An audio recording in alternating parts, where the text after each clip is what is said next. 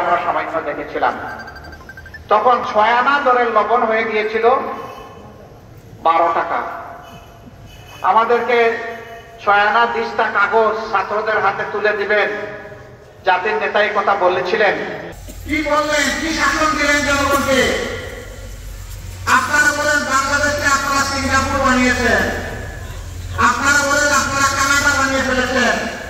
ওই কানাডার কোন প্রধানমন্ত্রী তো এইভাবে দেশ ছেড়ে আমার পালানো শব্দটা বলছেও লজ্জা